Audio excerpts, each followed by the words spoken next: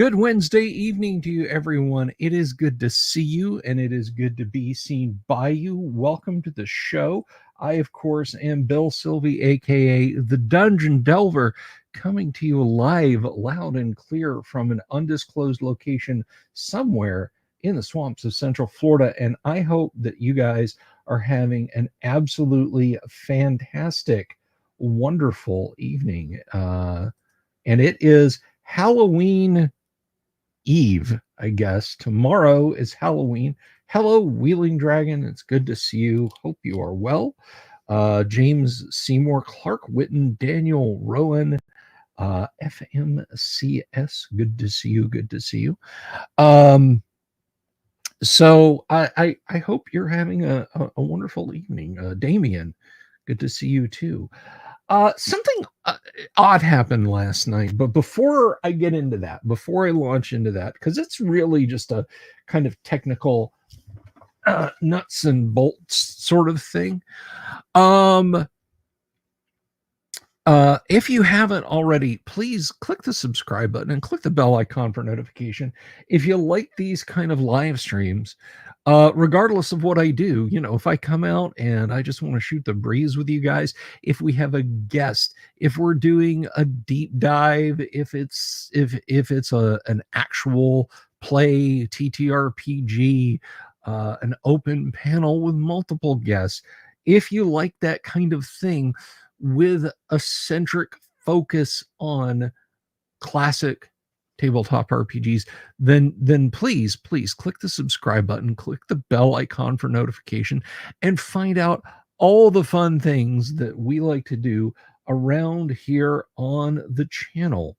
So I hope that if you haven't already, that's something that you'll do. So this was kind of a strange thing that cropped up last night, and I hadn't seen that before. I like Twitter. There, I said it. I like Twitter. I enjoy TTRPG talk over there and keeping it. It has clued me into many newsy things that I have in turn brought to you guys. Lord Coron, good to see you. But so when I'm live on Twitter and when I'm live on YouTube at the same time, there are a certain number of people who watch, at least in some sense, on Twitter. And there are people, of course, out there in the YouTube chat. And by the way, if you're watching over on Twitter, why don't you click in the chat over there and say hi? Because I would love to see your smiling face, at least in the text sense. But the interesting thing was I was seeing for the longest time no viewers over on Twitter. Now, you may say, well, so what? Okay, so nobody wants to watch you over on Twitter. Cry me a river. But even if there's bots going by, clicking on the link, which they do, they're scrapers that move across the face of the waters, as it were, and suck up data. One should see some indication that that's going on. And I wondered perhaps I was throttled or something like that. And then the most damn curious thing happened. I went today and I was scrolling back through my own page to see if I'd missed any notifications, any responses from friends, that sort of thing. And let me just pause in saying this, guys. I'm not whining and I'm not complaining. Okay, I know I'm extremely fortunate to have the outreach and the audience that I do. So I'm not crying about this. It was just an oddity. Okay, it was just a strange thing that popped up. And when I looked in my Twitter feed, what did I see but two instances of the live stream last night? So I think what happened was Twitter hiccuped, for lack of a better term. And I wasn't seeing a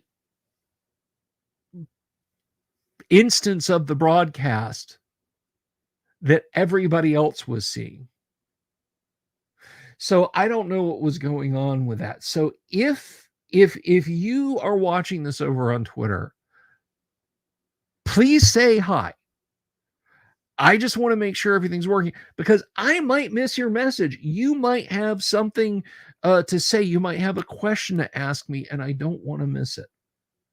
Now, there's Savo, of course. Everybody knows Savo does incredible artwork, and shares it over on Twitter, and we really, really, really like that stuff. That's good stuff, particularly regarding the lovely and adroit Feifel.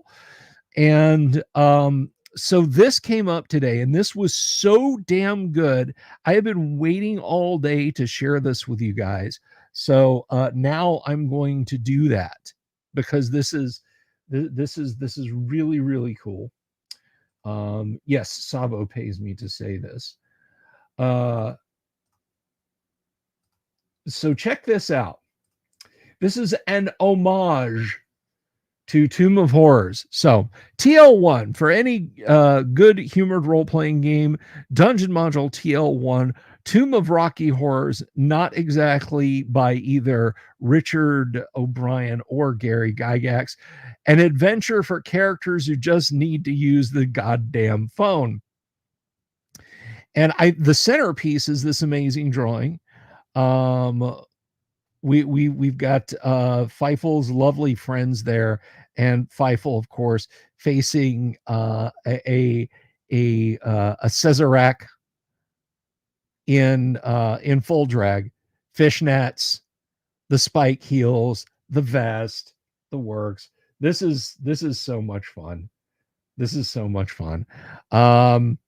In the far reaches of Eastern Europe lies a sinister tomb of rocky horrors. This labyrinthine crypt is filled with tempting trappings, strange and lascivious monsters, smooth and silky stockings, and somewhere within dances the sweet transvestite. Beware, innocent adventurer, for entering the palace of perverse pleasure shall lead you down the depths of depravity, wherein the arch queen, Sararaka, will harvest your devilish desires for his goaty golem. Will you be able to reach through the warp of time to banish the Sararaka back from whence he came, or will your soul service his whims till one more pure of heart can do the deed? And we have, of course, the Rocky Horror lips there, and this lovely logo, best not printed in the USA or anywhere else. 2024 OSRBS, no rights reserved, OSRBS, PO Box 666, Nowhere Special, Wisconsin, 58147. That is gorgeous. I love it, and I was so happy to see that. That is wonderful. And honestly, Savo, I want to see, I really would like to see you tackle other classic AD&D art module covers, inserting Feifel. Like, what would Feifel do if she squared off against Loth? If you had to redo the cover of Q1, would she wind up like she did with the succubus, having to do her nails? The world wonders. I loved it. I didn't just like it, I loved it.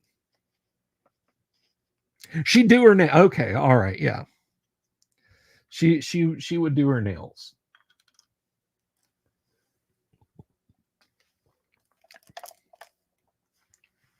Loth would sit there droning on and on about what a man-eater she was, and all her depraved plans for anyone who fell in her clutches, and Feifel would just be there like, mm-hmm.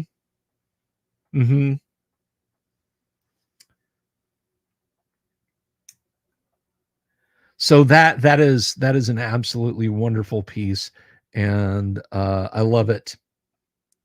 Now, it's been a long time since you've actually done a Feifel strip, Savo.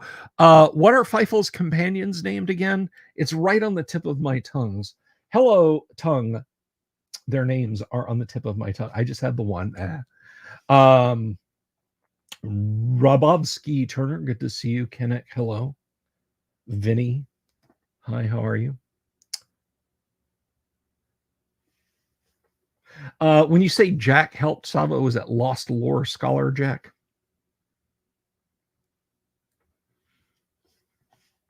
But anyway, anyhow, I saw it, I loved it, and I couldn't wait to share it with you guys. I got other stuff I'm going to share too. Just not tonight. I got mail call for next week coming up, sewn up. It's pretty cool, I thought. Tomorrow night. Well, first of all, before we get into tomorrow night, if you've come here wondering why we are not playing D&D with Kyle running it, because you know Kyle being the Wednesday night co-host, little issue you had to tend to at home. Little someone needed some TLC from Dad, so Kyle, good luck. Jeff is the sorceress, although not in the Tomb of Horror pictures. The knight is Sir Reg. Okay. All right. Thank you. Thank you. I figured it was Jack. I just wanted to make sure. So yeah, Kyle, we hope everything sorts itself out. Tomorrow night is Thursday. Tomorrow night is Halloween. I am going to attempt a dramatic reading of 2 short horror stories from the same author. I am looking forward to seeing that. Let's see. Rob Turner says, I was pointed at this authorized scan of the Devil and Daniel Mouse if I need a Halloween treat. I'm not sure what you mean by if I need a Halloween treat. I mean, I'm good. I appreciate it. I mean, you can send me here's the thing. The link won't work. If you're on, I don't think it'll work on Twitter. I know it won't work on YouTube chats. If you paste into the chat, it'll just be like, nope, and just reject it. So it's not like if you paste it and you don't see it pop up, I'm not deleting on it. A cask of Amontillado. I see what you did there, James Seymour. So that is my plan tomorrow night. For the first time ever, my youngest is spending the evening with her boyfriend. No trick or treats.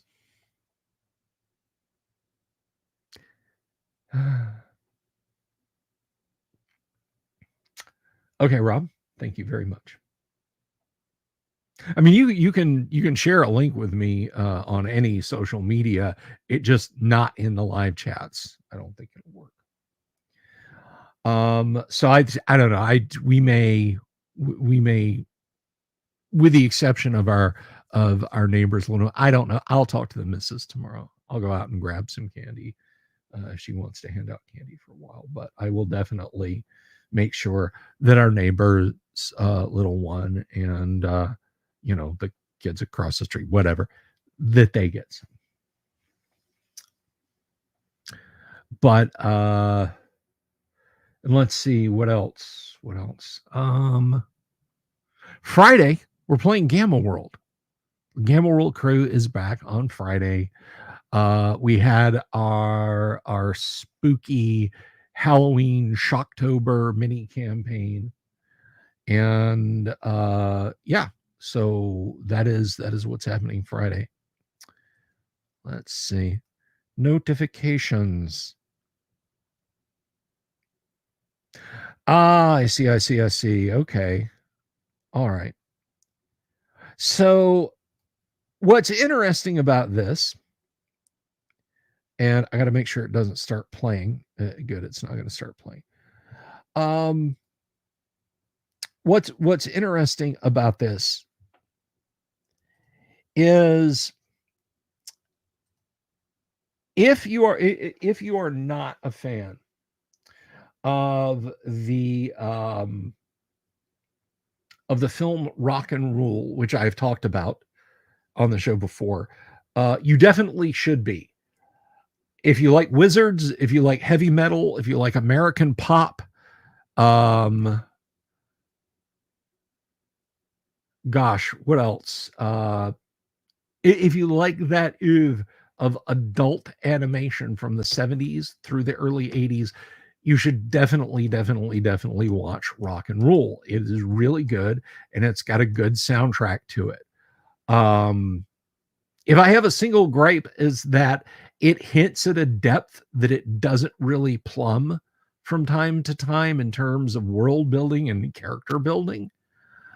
But it is really good. So here's first of all, The Devil and Daniel Mouse is from Canadian studio Nelvana. Yes, that's right, Derek, man. She can sing or she can scream, but she still pissed me off. Um, and it is literally about someone who makes a deal with the devil, except, it's told through fuzzy mouse stories or through a fuzzy mouse story lens, rather.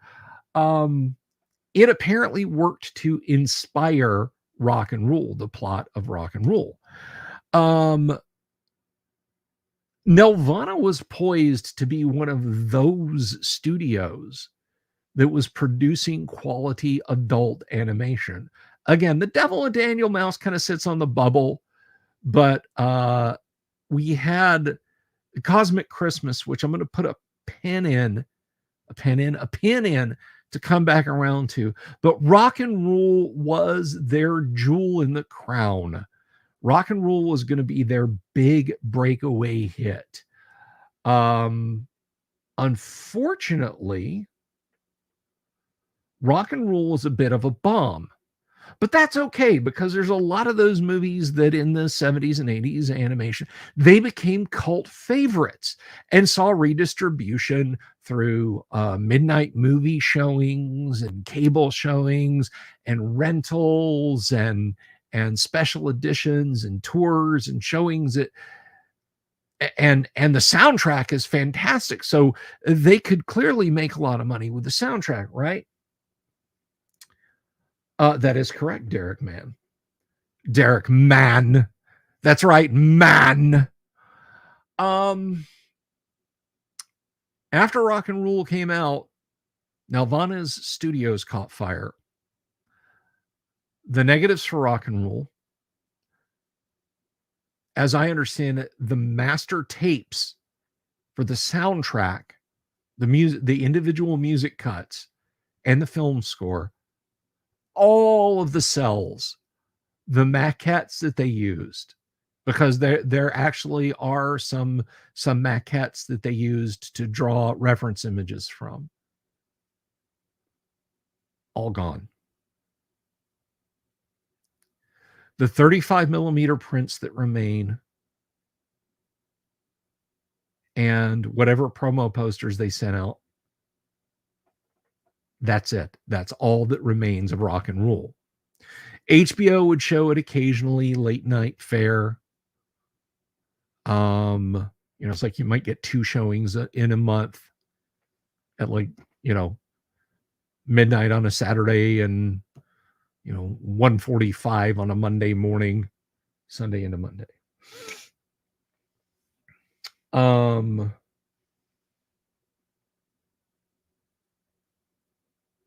And Nelvana essentially said,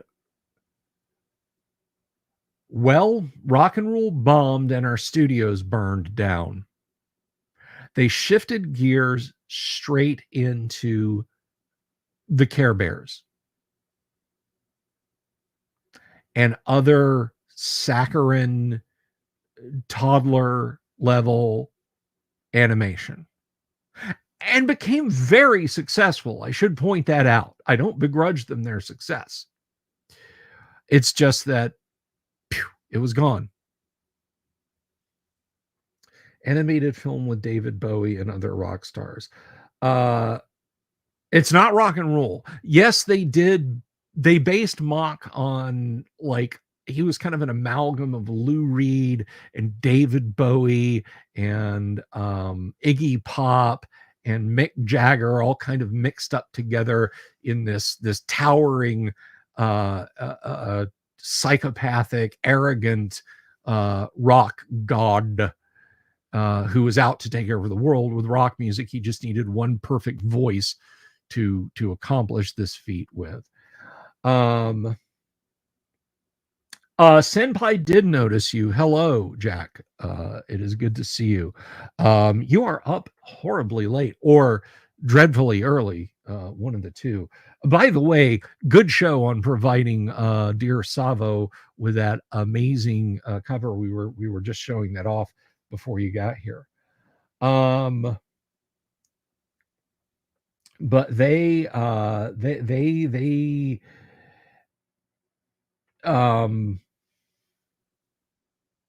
yeah, they never really, nothing became of rock and roll. United Artists was its distributor in the United States. They had come in and they had done some redubs, like in the US cut, Paul Lamette. And if you don't know who that is, if you've seen the first Puppet Master film, he's the protagonist in the first Puppet Master film.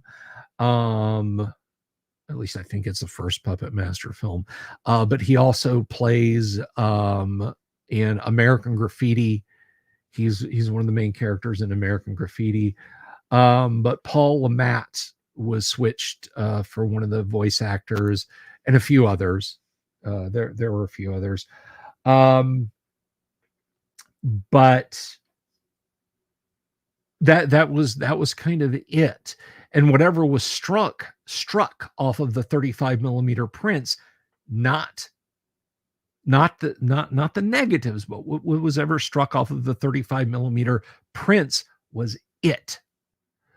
So there was a VHS release that was rental only that came and went. And I think Lorimar released a pan and scan laser disc, CLV pan and scan laser disc, which means it was not widescreen, and CLV means that basically to get all of the movie onto one single disc, like you couldn't do frame pauses or anything like that unless you had a digital laserdisc player, which when it was released, nobody had. And that came and went out of print so fast, it would make your head spin. By the time I got a laserdisc player in the early 90s, understanding laserdisc players had been around since like 81, 82. Rock and Roll came out in 82. So this thing just, and so it was out of print for the longest damn time. And then I found out in the early 2000s that a company called Underground Video had sourced a videotape that was the making of, it was like a 30-minute featurette that Nelvana put out to promote the thing, that was a making of, and they did some interviews and they did some stills of photos of the cell work and that sort of thing. And they put together as close as you can have to a deluxe DVD. Why am I telling you this? To tell you this: The Devil with Daniel Mouse is on that DVD also. So my wife and I loved it. I had asked my sister's husband years prior. We didn't have HBO. He did. I bought a high quality blank video cassette. And I said, hey, would you tape this and Blade Runner off of HBO for me? And he said, absolutely. I've got you, Chief. No problem. And so what he did was he taped Rock and Roll, Blade Runner, Back to the Future, some Z grade 80s science. I think it was Metal Storm, The Destruction of Jared. He put them all on one tape. He put 6 hours of movie onto the single 2-hour tape that I got him. He thought, hey, I'll put a whole bunch of cool stuff, which means he recorded it all in extended play, which it's get a pair of cheap sunglasses and smear Vaseline on them. And that's what the quality level was. So despite that, when I showed the tape to my wife, she fell in love with it. And we had hoped for a DVD for the longest time. And then in the 2000s, we finally got a good DVD of Rock and Roll. But the one thing, the jewel in the crown, is there's no extant soundtrack for it. Now, 2 songs, possibly 3, from the actual rock music soundtrack exist in a you can listen to this form. I think somebody will have to check me on this. Earth, Wind, and Fire recorded a silly little song for the movie called Hot Dogs and Sushi. I am made to understand that is on some massive, like, $125 at Musicland back in the mid 90s box set of Earth, Wind, and Fire music.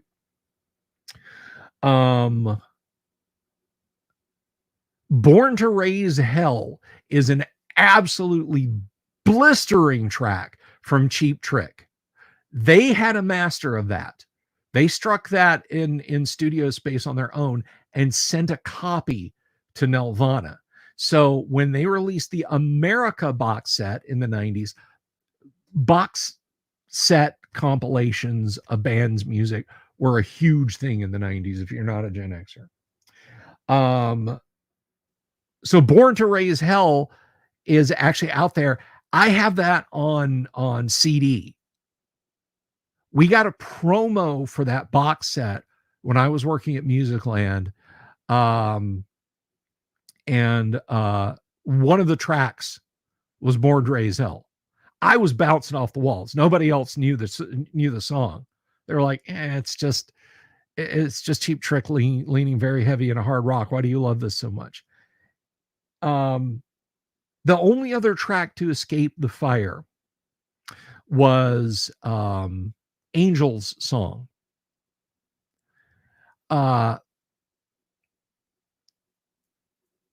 Now, that song itself, a good recording, didn't survive, but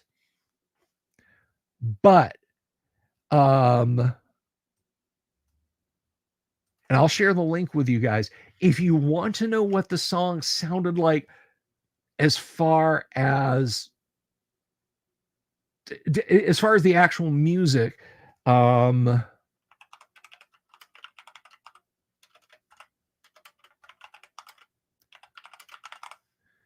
me send you this link here real quick. This is the track right here. It is called Maybe for Sure. That is not the song that was featured in the film. That is the music. The lyrics are different. So, a number of years ago, in the mid 2000s, somebody actually scared up one of the promo copies of the soundtrack. But when Nelvana gave them out, they gave them out on cassette because it was cheap and it was convenient. None of those have really survived the ravages of almost 50 years. But if you want to hear the songs uninterrupted, Power, My Name is Mock, Hot Dogs and Sushi, Angel's Song, Born to Raise Hell, and the Demon Summoning Song, and a few others, those are on YouTube also. So you can actually let me see if I can find the playlist. I know I've talked about rock and roll before. People that like have been fans of the show are going to be like, why do you keep going on and on about this? Because I think it's a damn important piece of animation and I like it. And Rob Turner linked me to the Devil and Daniel Mouse, so it's his fault. He's the one that pushed the start button on this. Send Love Through, that was Angel's song. So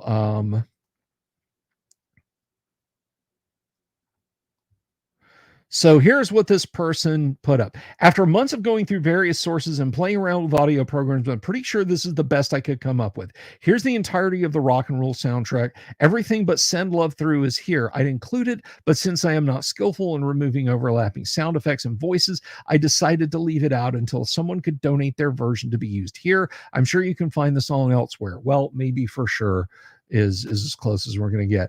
I've given a short summary to how I restored each song in the descriptions. Let's see. Also, just note for those who are wondering where the Sweet Sweet Angel song is heard in the MGM cut, I've decided yet again to not include it. I love that song, but after trying to rip it from the movie, it's nearly impossible to have a listenable version.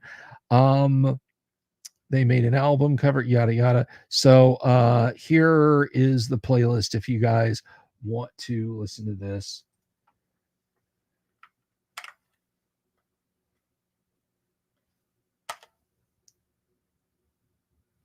So there it is. And you can now listen to it. And I think if you poke around, you can probably find the movie on YouTube. And I say that at the risk of drawing people's ire. It is effectively abandonware. I think even if somebody found like a perfect hermetically sealed copy of the soundtrack and a negative that didn't get eaten by the fire, rather like heavy metal, there are so many different musical copyrights and artists, everything else. It took years for a CD version of the heavy metal soundtrack to come out. It took even longer for anything other than the cruddy, crumbling VHS copies of heavy metal to come out. I have it. I can't reach it, but over there on my shelf, I've got it on Laserdisc. I've got a CLV Laserdisc. It's in really rough condition. It's more just a curio that I have that my sister-in-law got for me. I'm gonna get one of those record frames to put it in because the Laserdisc slip cases are the size of LPs. I'll probably get one of those when I do a little bit more decorating around here. And you guys may see it one day. You know, I may rearrange things a little bit and you'll see it. Heavy metal soundtrack is outstanding, but I think with the exception of the Mob Rules, there are no heavy metal songs on it. I guess that Sammy Hagar song. The rest of it's like, you know, I don't really consider Working in a Coal Mine by Devo to be a heavy metal track.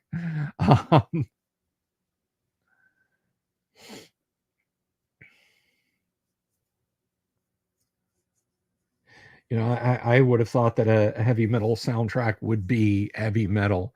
And then heavy metal too was all like stuff by K. So it's like album oriented rock and industrial. Can we have some heavy metal? No. Just one heavy metal song?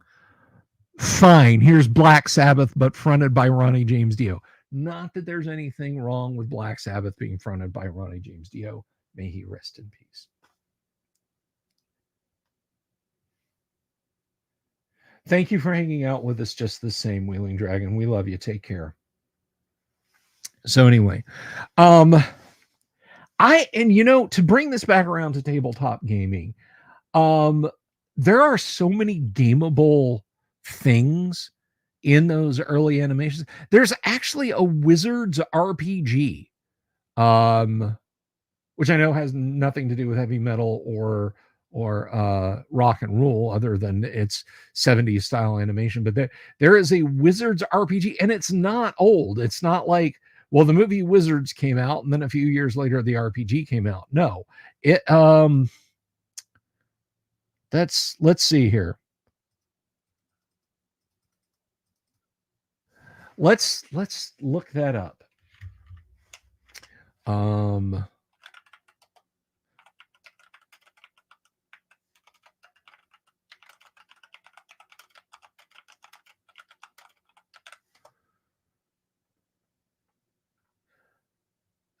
let's see. So RPG.net. It's kind of a rarity.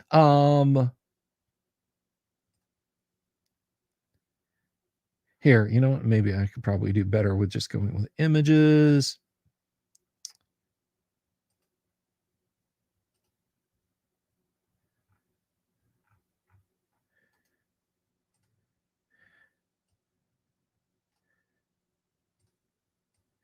Can I put that there and do this?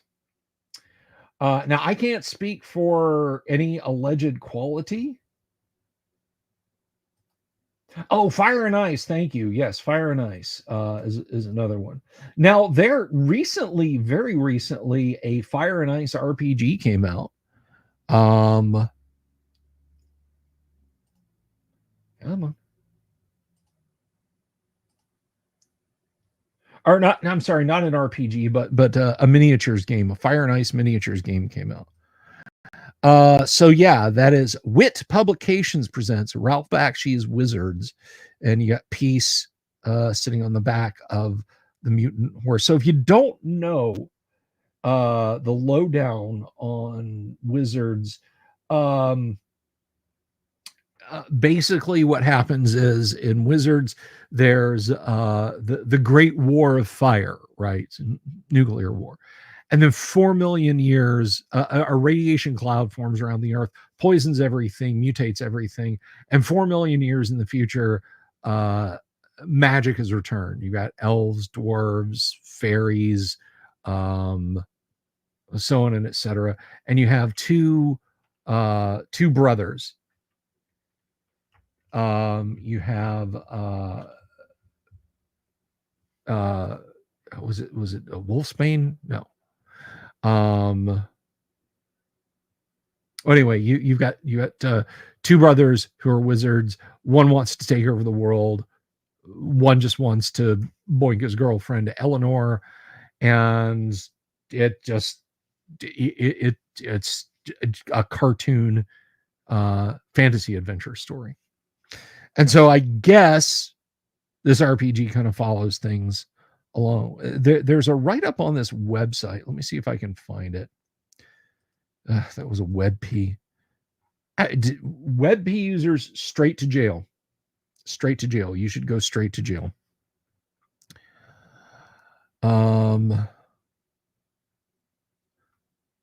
So Wizards is a 1977 animated film by Ralph Bakshi. It's deeply weird, a post-apocalyptic yarn about a war between science and magic. There's a ton of sexually provocative imagery, drugs, Yahtzee, mutants, elves, and more. If I ever knew how to parse film, I have lost the knack now. I do like the design of the character Peace, who is there on the cover, but kind of hate that cover art's take on the far superior movie poster. Ian Miller did some work on the film. Mark Hamill's got a voice credit too.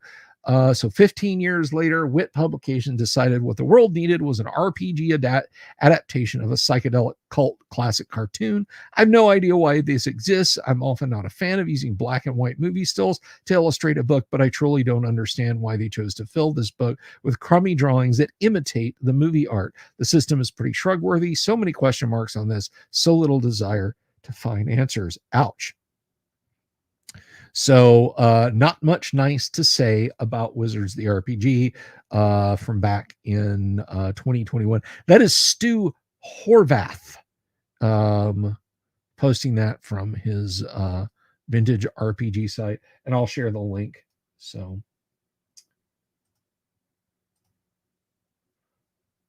Black Wolf. I was dumbstruck. Black Wolf is the evil wizard in the movie Wizards.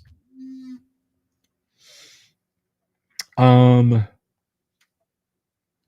but yeah, and we've mentioned this before. There was a time period when you could release a pen and paper RPG for a intellectual property for next to nothing. I mean, as I understand it, Star Wars was the most expensive at the time, but Alien or the Aliens RPG, um, and Ghostbusters. Oh, we had Buffy. Um, was another one? Army of Darkness. So many RPGs in the 90s and early 2000s that had movie tie-ins that I mean, just whatever. Nowadays, it's pretty big business. Nowadays, like, how many companies had a Lord of the Rings title and they couldn't hold on to it? There was the original Iron Crown Enterprises, and then there was the One Ring, and then there was a company after that. Then there was a company after that, and everybody made a big to do about it because it used the OGL for fifth edition, and people were like, "There is finally D&D," and it was blessed by Wizards of the Coast. So hey, now you can play this. You can actually have, after 40 years, you can have Tolkien in your D&D game officially, semi-officially. And then I guess they've gotten a new one since then. Like that one went the way of the dodo. Robert Phillips says Wizards felt like a Vaughn Bode ripoff. Oh, it very much was. You can't look at Ralph Bakshi's Wizards and expect me to believe that Bakshi just straight up wasn't copying Bode.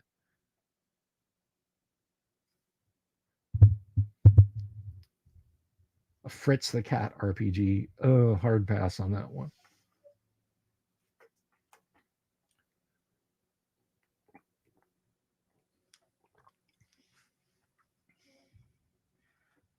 Tolkien in my D&D game, he'd play a halfling, wouldn't he? Yes.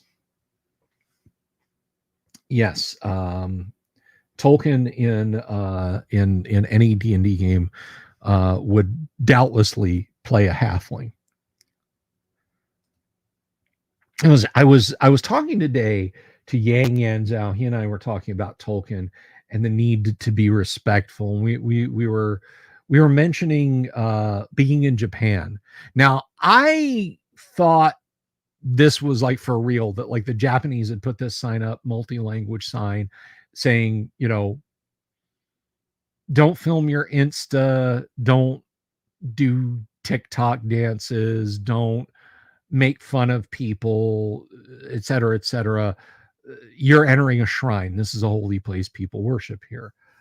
Yang is convinced that that's just a wind up. So someone just created that for a joke. But regardless of that, J.R.R. Tolkien, good luck with that, Vinny. J.R.R. Tolkien, after the success of The Hobbit and The Lord of the Rings in the starting in the mid 1960s, when the books came to the United States, unfortunately ran into an enormous and annoying problem, and that was hippies from America showing up and wandering into his house and onto his property. They should consider themselves lucky that he didn't have like a formal dress sword left over from his World War I days. I'd have taken it to them. Hello, Clark Whitten. Is there a Cobalt 60 game, or is that Friday? I don't know that Gamma World is Cobalt 60, but I think you could run Cobalt 60 using the Gamma World rules. Yeah, hippies in America would call him up and ask him all sorts of insipid questions. Or they just show up and like walk into his house. Like, wow, man, this is like where Professor Tolkien lives. So you know, respect people's boundaries. And that's why I'm such a private person and don't tell anyone about myself ever if I can help it. Um,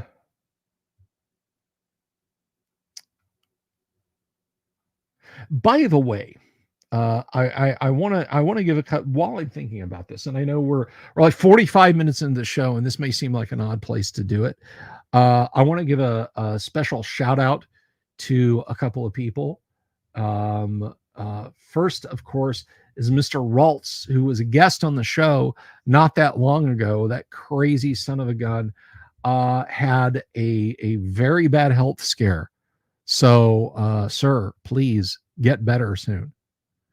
DM Raltz, we are hoping for your recovery very, very, very soon. And the other is Stacia Kaywood. Just a thumbs up. I hope you're having a better one. So there's a couple of shouts out.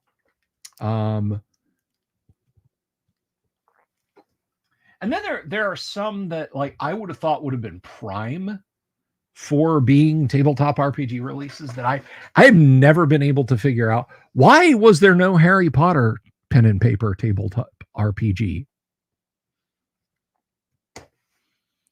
I mean that thing would have sold bank. It really would have. There is now a pen and paper tabletop RPG for Avatar, but I mean they should have struck while the iron was hot on that. And Avatar is good enough that it doesn't go out of style.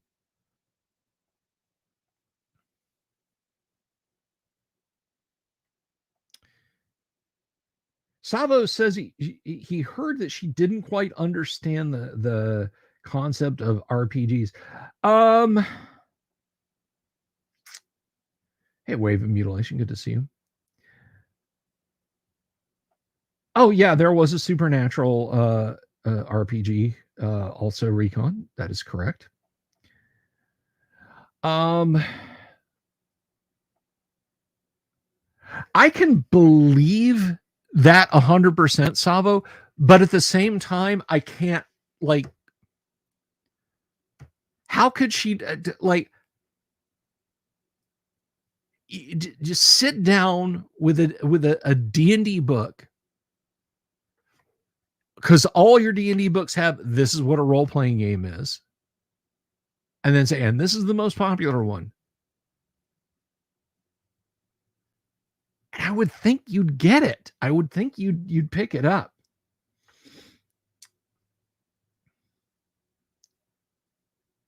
Yeah, she does art. I mean, she might understand it exceptionally well and just not care, you know. So no, I get it. I don't want to have anything to do with it. And you're absolutely right. She does have the right to print money. So Strixhaven, which is German for having a stroke.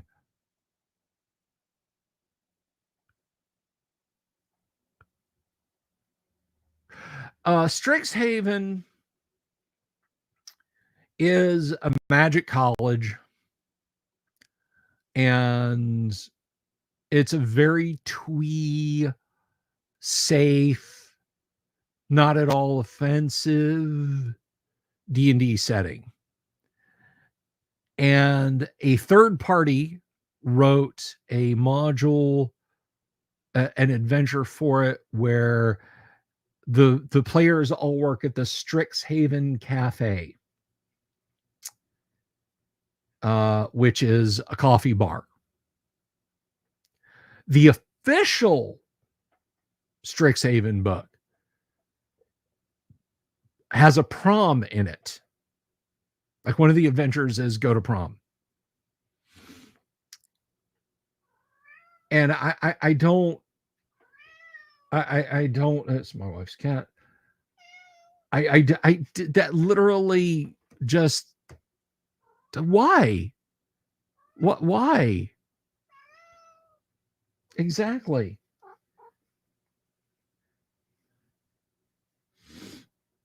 I'm petting the cat. Okay. Her head is soaked. She's been drinking out of the fountain.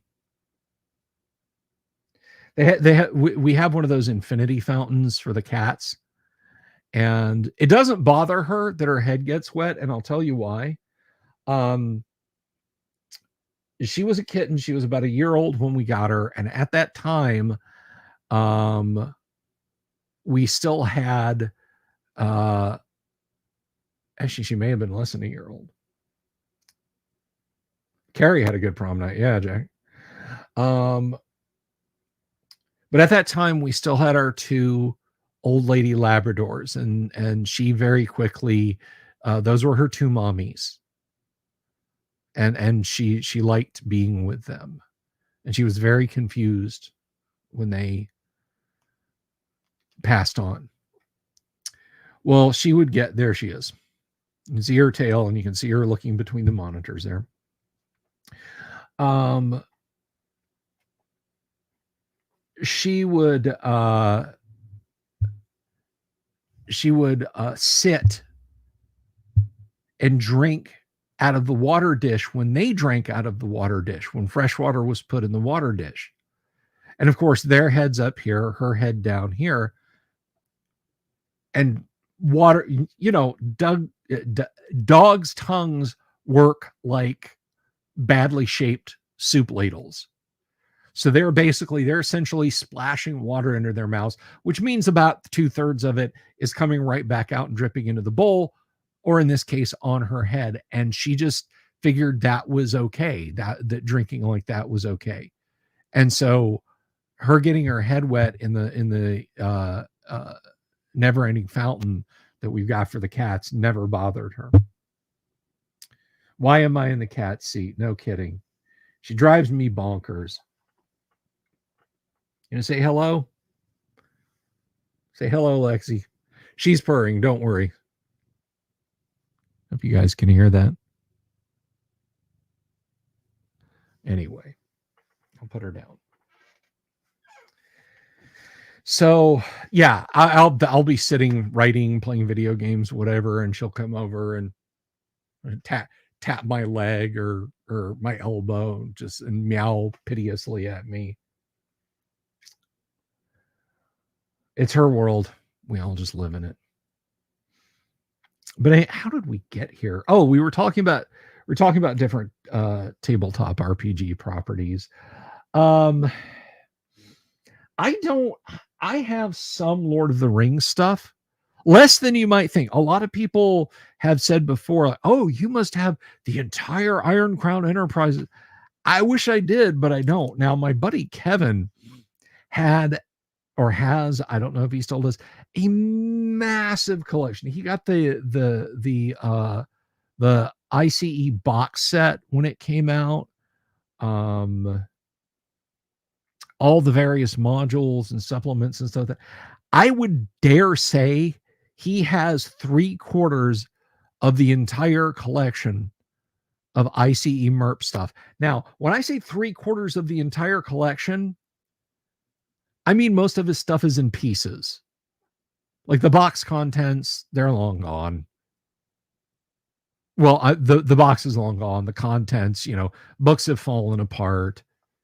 He's got like the maps from the Mines of Moria module that came out. He's got the booklet from Corsairs of Umbar.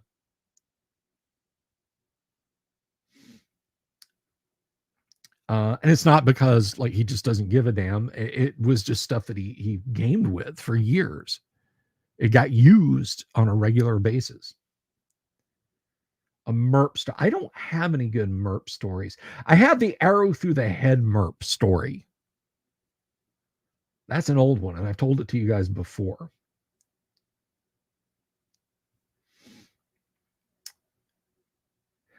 I had a few of the James Bond RPG books kicking around here, but I just never cared for. So I sent them on to someone who would enjoy them more than I do. what have I got? I've got Robotech. I've got that terrible thing. I have a little bit of Lord of the Rings stuff, not enough to say that I could play a complete game. I have FOSS's Star Trek with complete maps. We all know who's responsible for that, Jack Photon.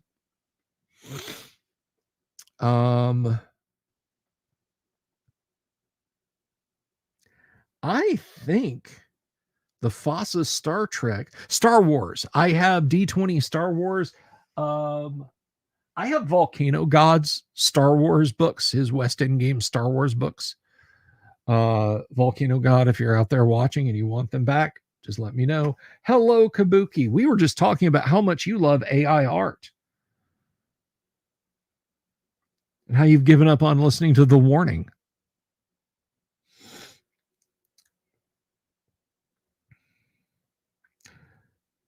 But yeah, so I have that. I have a book over here which I've kind of done a bit of a deep dive on once upon a time. I'll show it to you guys real quick. This is one of those, it doesn't go with any system, but oh my God, if you're serious about sci-fi gaming, like if you want to do hard military CRT punk sci-fi gaming, regardless of whether or not you want to play it in this universe, let me show you something right here. This is the Aliens Colonial Marines Technical Manual. Very little xenomorph, but there's a whole lot of Colonial Marines hardware. So if you're like, I want to play kind of a hammers slammers sci-fi game, I've got my own system in mind. I don't want to be drowned in somebody else's numbers or them to influence what I'm doing. Get this book.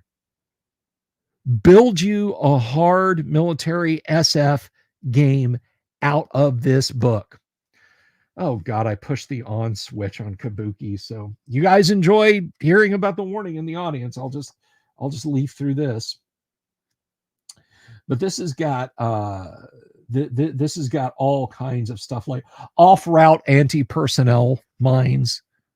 Like, did that ever show up in Aliens? No. But Lee Brimacombe Wood thought they should.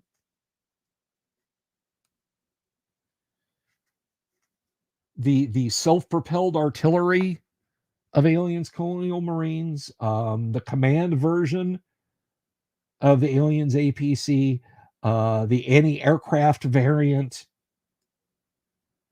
anti-tank missiles.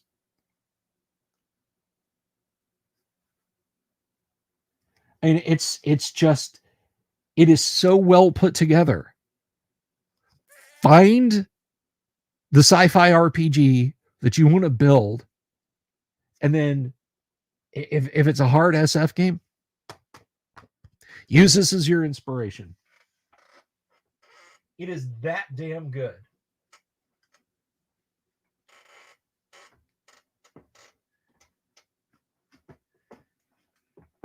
It came and went at a print for a really long time. It's like, I remember seeing it in Walden Books for years, and then it just vanished. I think there was something with the rights that Lee Brimacombe Wood had to renegotiate with the good evening, Shinshara. That he had to go back to 20th Century Fox and renegotiate with, and then it was available again, and then there was a brief period when it wasn't. But I snagged it like the last copy on Amazon when it was like $29.99 or $39.99 or whatever. And I was telling people like on the show, they're like, "Oh, I'm looking, there aren't any there." And then a few shows later, people like, they still haven't restocked them. And then it showed up again a few turns later.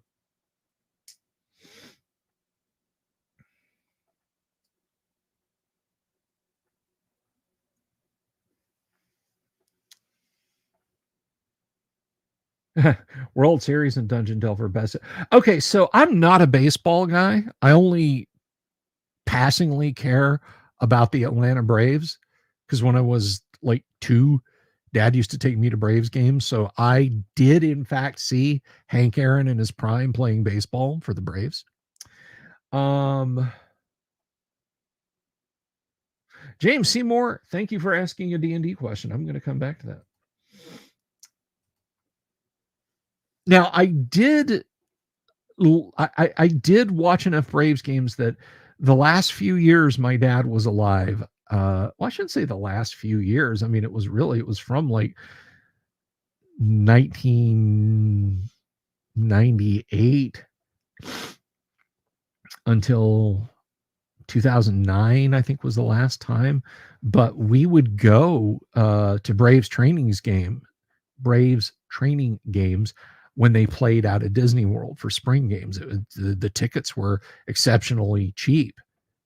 So we saw a good number of games out there.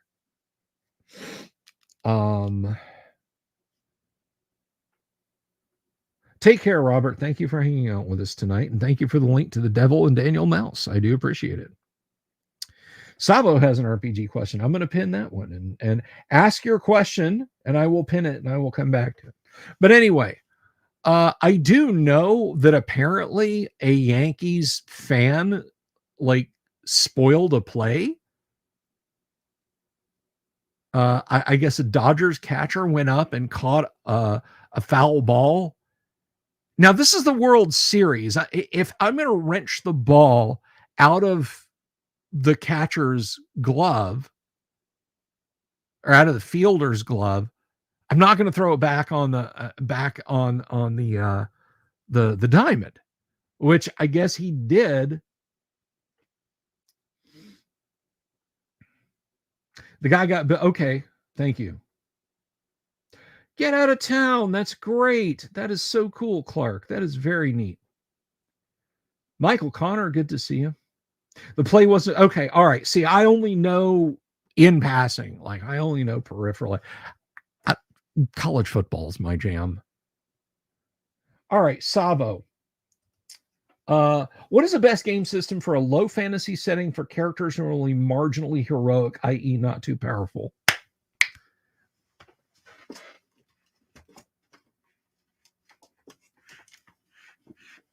Right here, my friend. Warhammer Fantasy Roleplay, first edition. You can get this on Drive-Thru RPG. This is absolutely what you want. Textured characters in a dark fantasy setting. Very textured. Nobody's going to be throwing fireball. Nobody's going to be bringing home 10,000 gold pieces at second level. Nobody's going to be finding a holy sword. Nobody's going to be walking around in +5 plate mail. A grim world of perilous adventure. Right there. This is what you want. This is what you want. Savo. This is the best game system for a very low fantasy setting for characters who are only marginally heroic, i.e., not powerful. You are more likely to die of typhus in this game than you are to die from being bitten in half by some exotic monster. And one thing that's really super cool is combat is practically automated. If you tell the players what the basic stats of the monsters are, you as the referee, you as the game master, have very little to do. Once you introduce them in the combat system, they'll be moving their miniatures around the mat. This is the system you crave. Right here. I'm going to share the link for this because I absolutely feel that strongly about that game and the niche it fills. It was not a D6 game. Warhammer Fantasy Roleplay is very much based on a percentile system. It occasionally uses other dice. Let's see.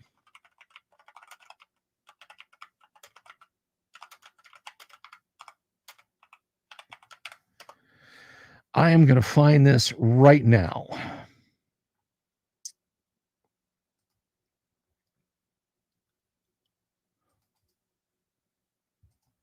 Now, it is only available as a PDF. However, send it to a local printer, get it printed up.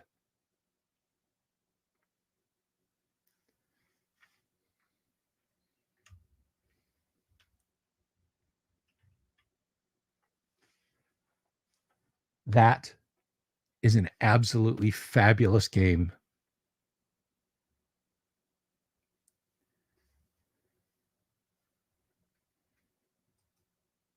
Anyway, James Seymour says, "What makes the AD&D Dungeon Master's Guide such a recommended must-have?" Oh, where to start? I mean, we could spend. I. It's 11:07. I could be here until 11:07 tomorrow morning talking about why that book is so good. There's rules for the costs of castles, for economic systems, uses for gems other than currency, the purported properties of gems in curing and so on. Lists of herbs, rules for wilderness exploration that are good. Did I mention costs of castle, city, town, fortification building? Ways to generate the personalities of non-player characters, encounters you might have in a city day or night, encounters across entire biomes. So much good information crammed in there. The only hard rules in there are the combat rules.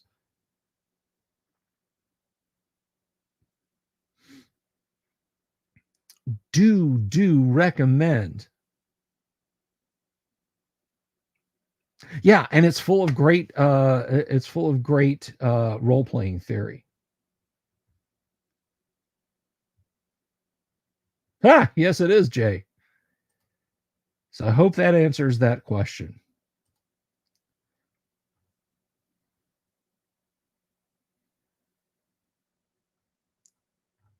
Yeah, okay.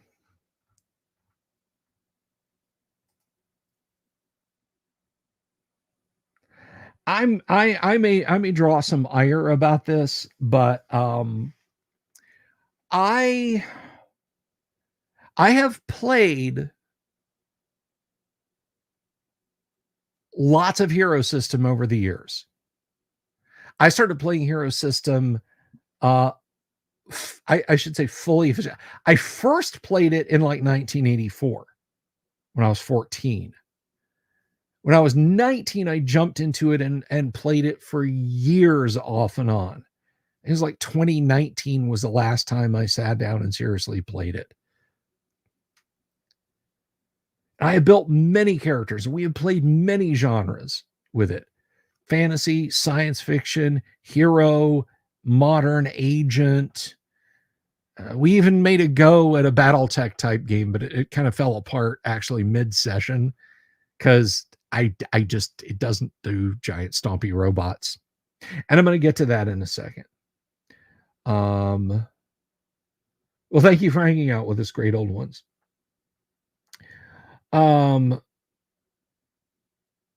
Hero System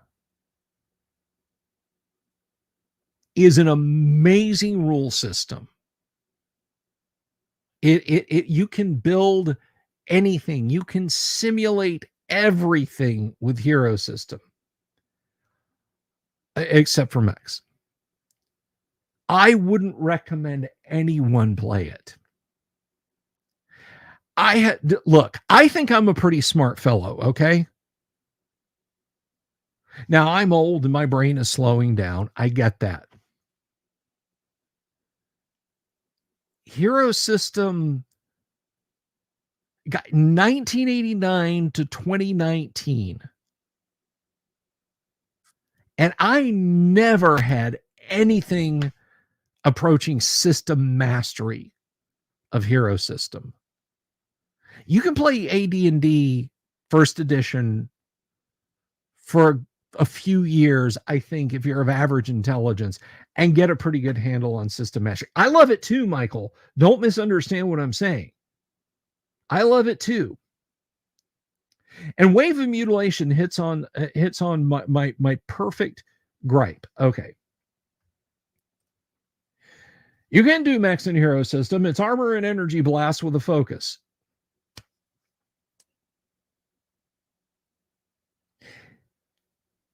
There is a juncture at which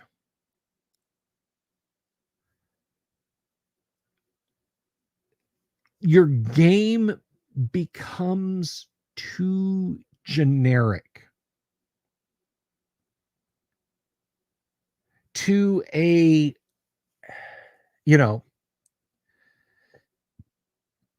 tell me about hard points. Tell me about missile packs. Tell me about armor thickness, sensor suites, jump jets, cockpit reinforcements, AI enhancements in the suit or the mech, bore diameter.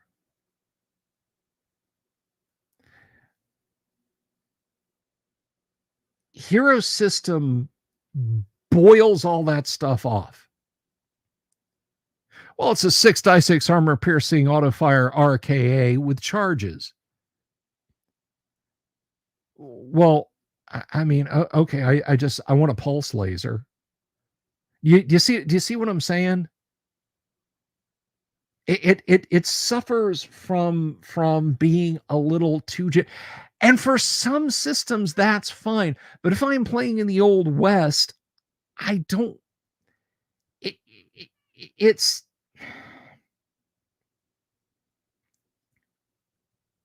it's a I can do the whole 6x6 RKA auto fire armor piercing with charges, recharge rate of 1, obvious inaccessible focus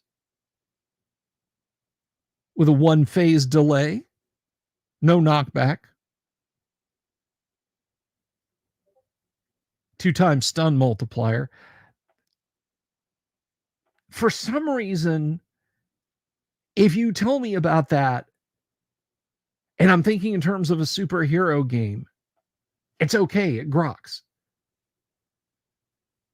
But if you're trying to tell me, like, yeah, we're playing an Old West game, I got 2 Colt 45s. You mean you have 2 1d6 minus 1 RKAs with, and I'm just like, it's just too. I don't know. I can't. It's hard for me to express.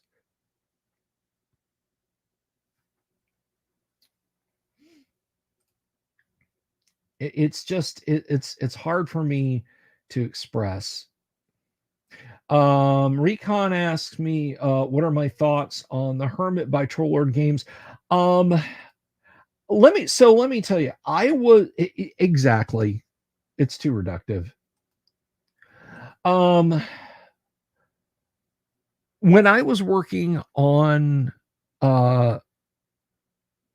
stuff for Gary, stuff with Gary, I was so heads down focused in obvious, inaccessible focus.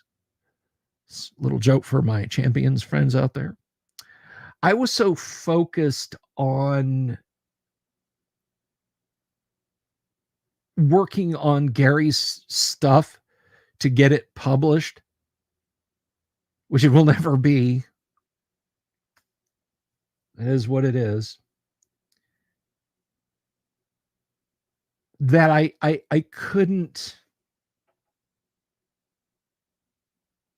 I never really took in the other stuff. I was focused on my stuff, and when Gary passed away and it all turned to ashes, I just kind of tuned out. And that's a me thing. That's not a reflection.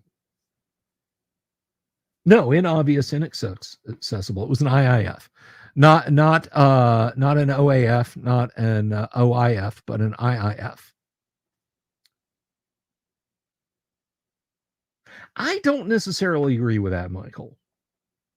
I think there are things that are baked into how things work. I mean, sure, you could, with a lot of work, make a system generic. You could make a superhero game with Mech Warrior or Mech Warrior 2. I'm talking about the RPGs published by FASA. You could make an Old West game out of MERP.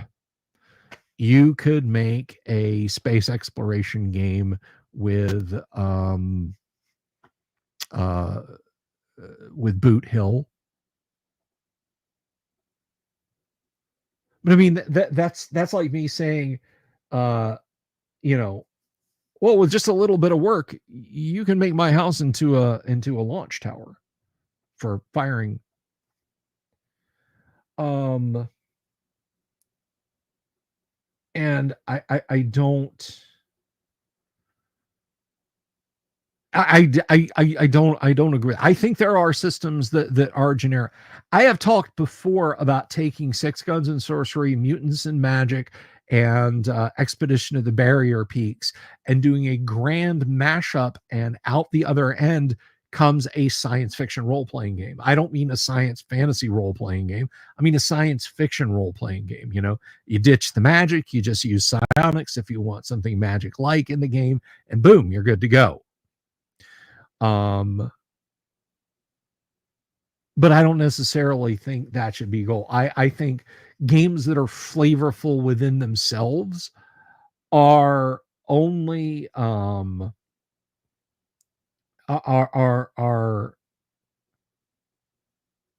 I shouldn't have said only.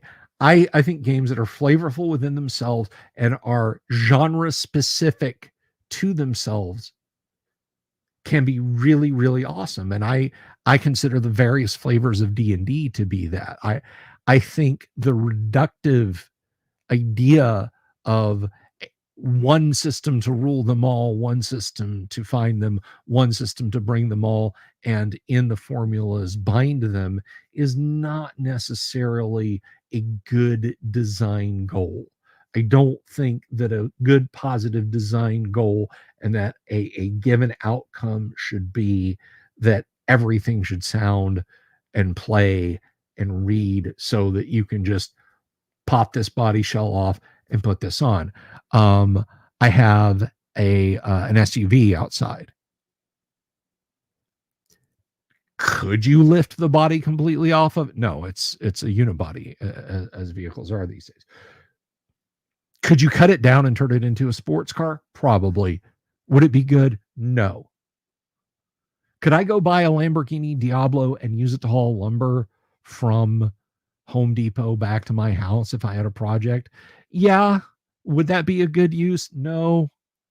Could I cut and modify the car to do that? Yeah. Would I still get a pickup truck out of it? No. So that's just kind of how I feel about that. But I mean, I do think the games like Hero System uh, and GURPS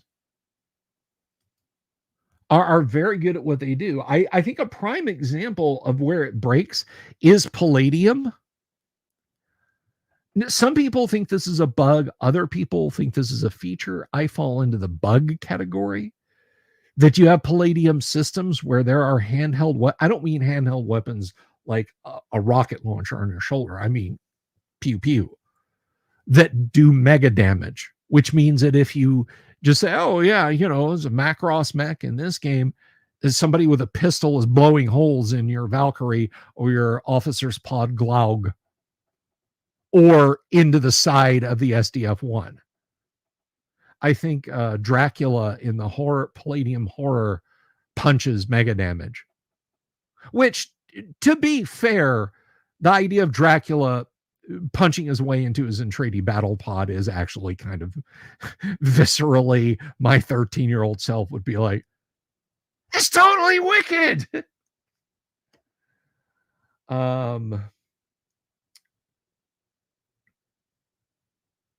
Savage Worlds is an interesting game. I haven't played enough Savage Worlds.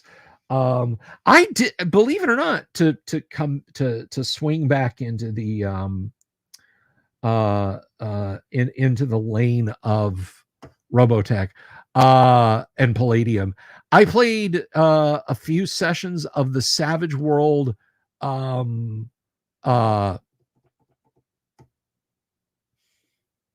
the Savage World Rifts game. And I thought it was pretty good.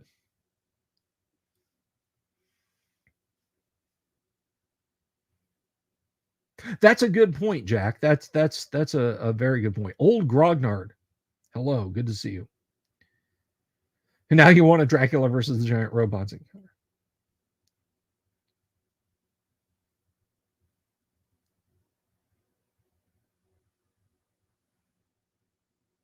Go weave those tapestries. Wave. We'll talk to you later. And they have a Robotech Savage Worlds now. Was there not? I know Palladium Games lost the Macross / Robotech franchise. Is there not a Macross tabletop game now? Or is that one that fell by the wayside? Jim Steranko create Palladium? No, that was Kevin Simbadea. Steranko is this art, I think, is yeah, that's Steranko's art. That's not Palladium.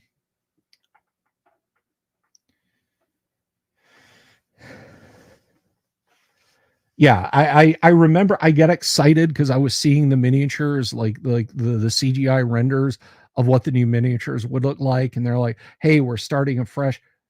Robotech / Macross in the United States is a disgusting mess, and I'm gonna throw down the Norm Macdonald quote. I don't want to sound harsh, but I think everybody involved in this should die.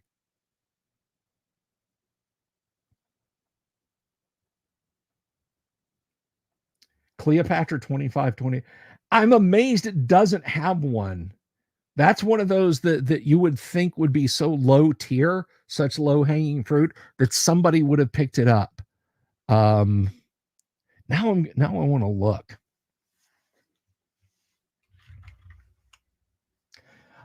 Okay, so I have a Robotech RPG Tactics. This was Palladium's last gasp. And they did people so dirty with these. They did people so dirty. So what this was is this was a BattleTech or Warhammer-like game that was going to infuse new life into the Robotech Macross fandom in the United States, yada, yada, yada. And Kevin Simbadea and Palladium bungled its release so badly, and the miniatures were so bad quality. Plus, like, they were going to gaming conventions and selling these before they were sending them to backers who backed them in crowdfunding. You could go up and buy these from them at gaming cons before people who had backed it and had been waiting got like their deluxe sets.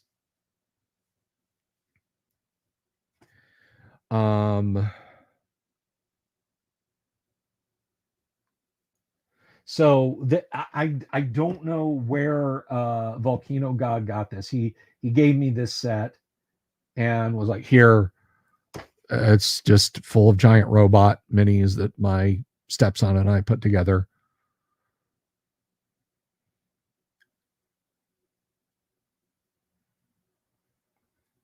Yeah, there's a lot of bad blood about Macross and Robotech and everything. Suffice to say, someone was posting this over on Twitter the other day.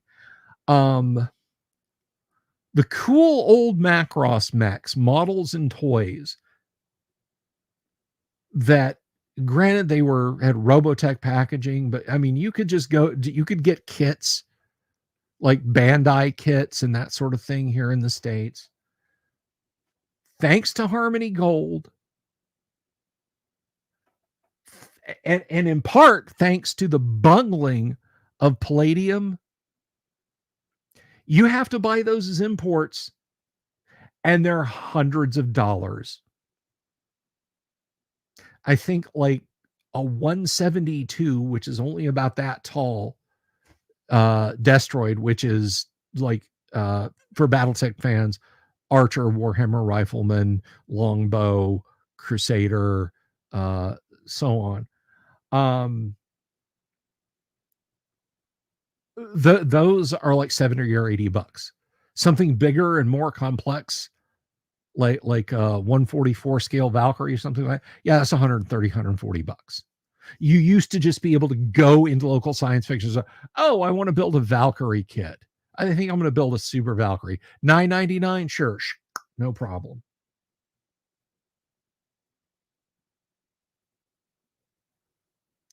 It did. People still ended up waiting, and never got their Robotech sets. And some people that got them were so disgusted by the quality, they immediately flipped them on eBay. There was a period when like sets of this that were opened but unpunched, that is, nothing popped off the sprue, nothing assembled, people were just like, ew. And then they put them out.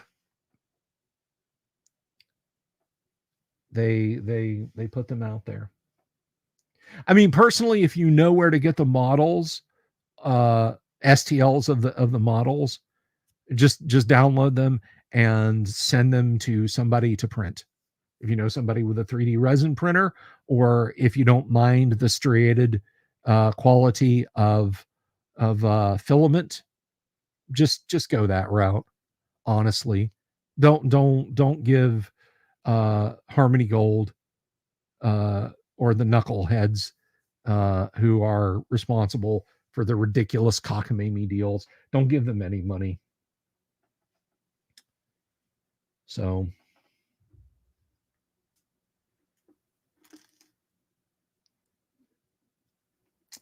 just as the founder went out the door, he released it. That's very cool.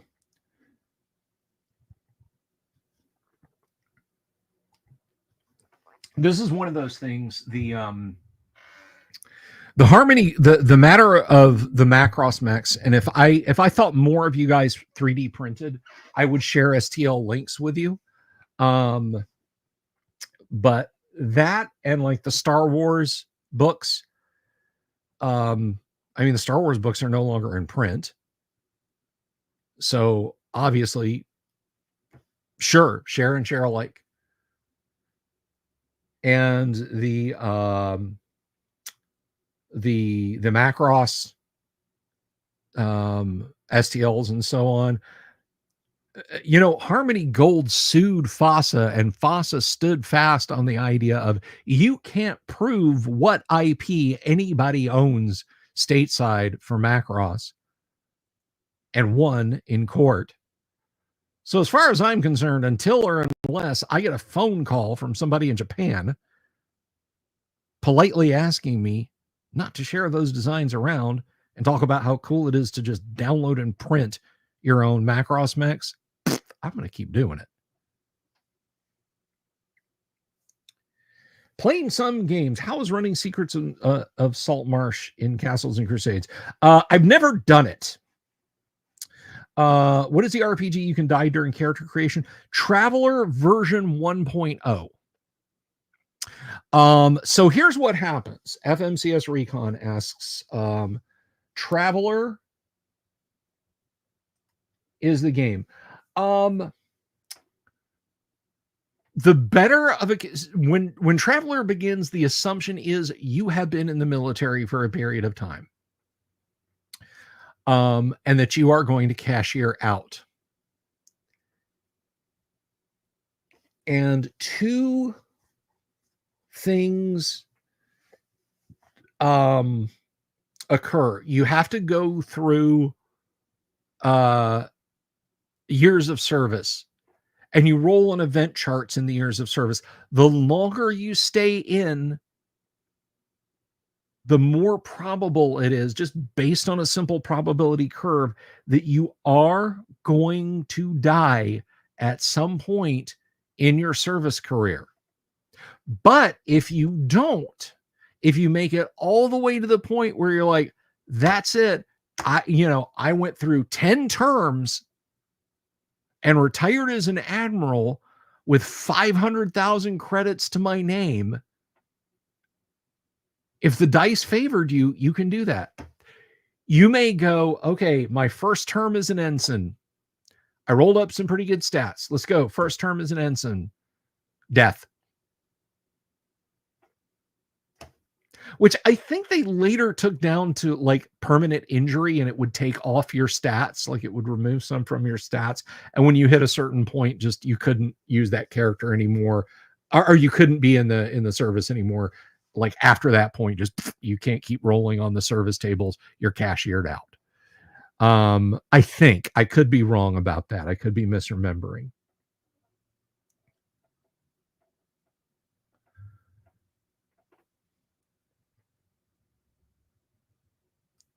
So that is the game, Traveler 1.0. And I have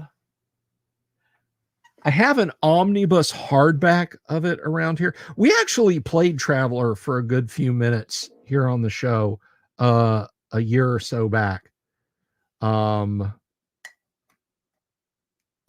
Everybody kept telling me my character was why everything had gone wrong, but I heartily disagreed with that. I was the one keeping them alive. I don't see my copy of the Traveler hardback, but I know it's here on one of these shelves. I know it is here.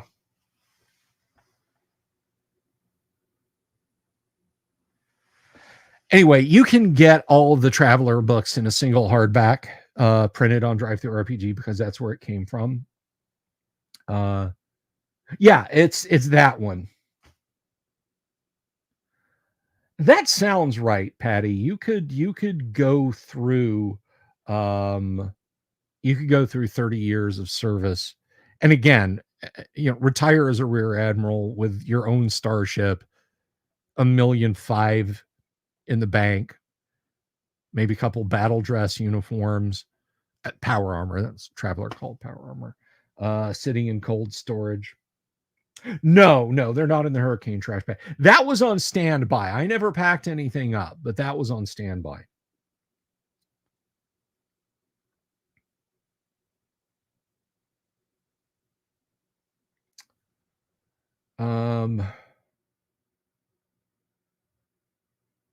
Yep, Indiana Jones.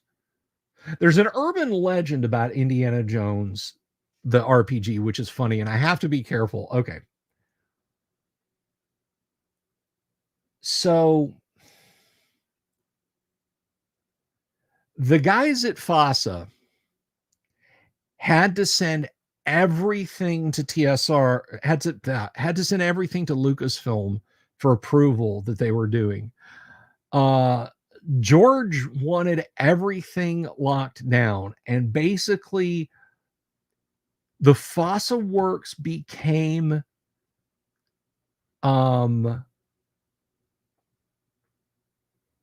the FASA works. The TSR works became Lucasfilm property.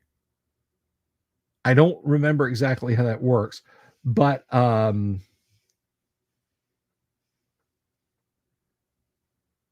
the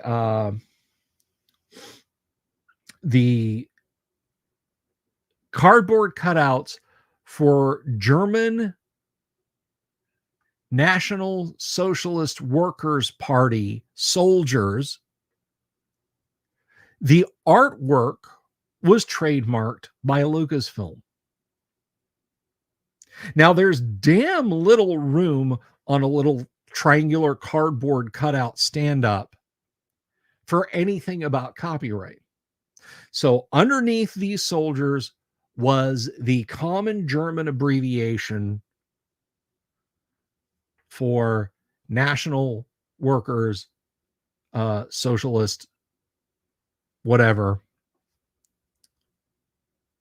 with trademark underneath it. So, the urban legend became that TSR, depending on who you talk to, it's either Lucasfilm or TSR, tried to trademark NAZI. They did not. Neither party did. The particular pieces of artwork were under their trademark.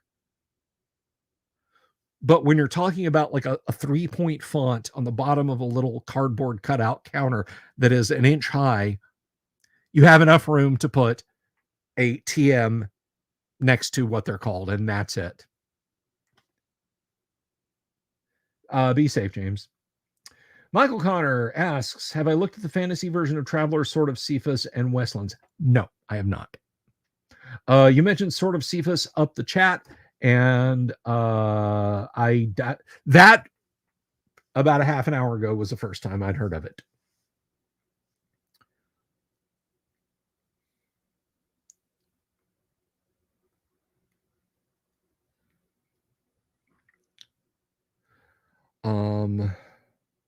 But Kabuki was talking about Indiana Jones, the tabletop RPG. I can see running into a problem where it's like, okay, if I'm not Indiana Jones, who am I? Well, you're one of Dr. Jones' helpers. Cool. What do I do? I help it. Indiana Jones is having all the adventures. What am I doing? Have I ever heard of the Diana Jones Award? I have not, Kabuki. I have sure not. Because of the TSR RPG, the Indiana Jones copy got burned, and part of the name that was still there was Diana Jones. Oh, that's very cute. But no, I have not heard of the Diana Jones Award.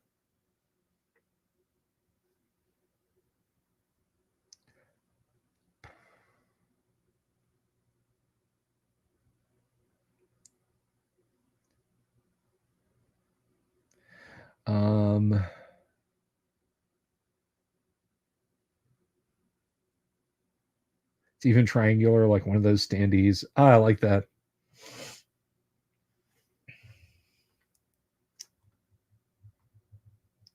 If you have experienced it, it's fantastic. You haven't had the opportunity to play, just make characters. Yeah, I mean, if someone offered to run it, like I was at a con or somebody wanted to run a session of it at their house or something like that, yeah, you could probably convince me to give it a try.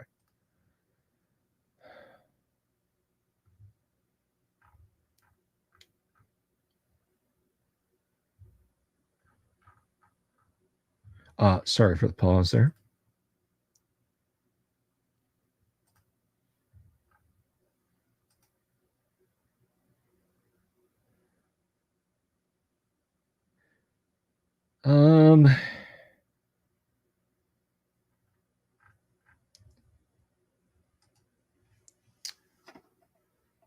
So any further TTRPG questions tonight, guys?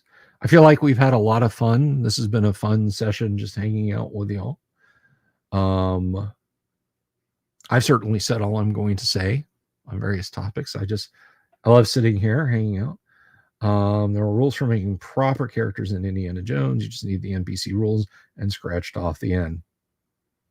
Oh, well, there you go. Coyote and Crow. Oh, yeah, there's been I don't delve into that controversy about that, but So yeah, I think I'll go ahead and wrap it up there, guys.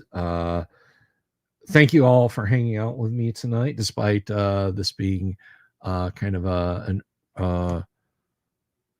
just sort of a blank slate. We started off talking about the soundtrack to rock and roll yet again, and wizards and odd role-playing games and Palladium, and I think we kept it pretty RPG focused for the most part tonight.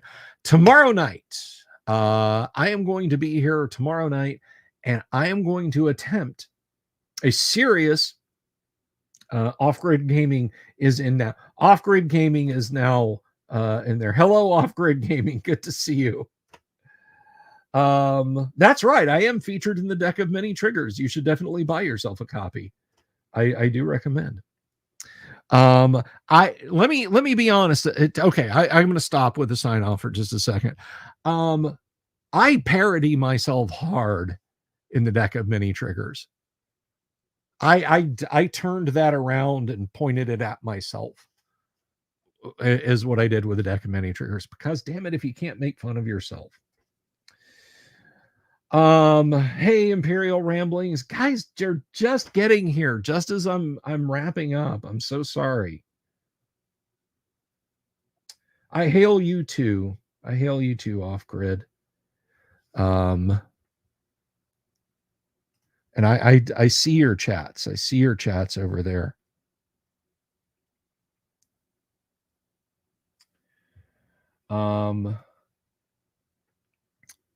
But anyway, yeah, Imperial Ramblings got two little tortoises. They're so cute. You're in the east, in the, like the far east, the Middle East, or you're over here on the East Coast. I don't know.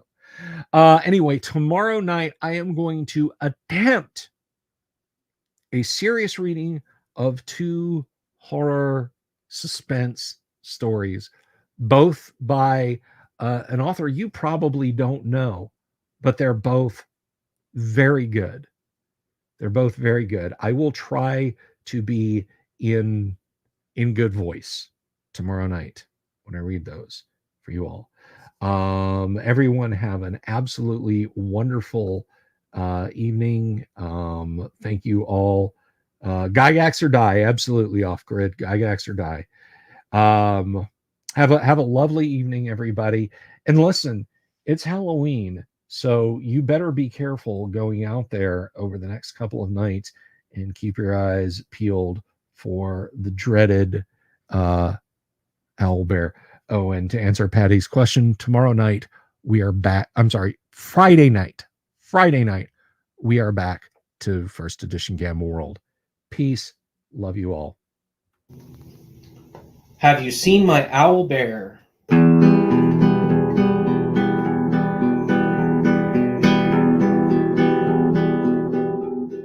Here's to all the weirdos everywhere, in the woods and in the air. Have you seen my owl bear? Should I shave off all my hair? Bobs are all around, some live in tunnels underground. Some are fat, some are rich, some are sleeping in a ditch.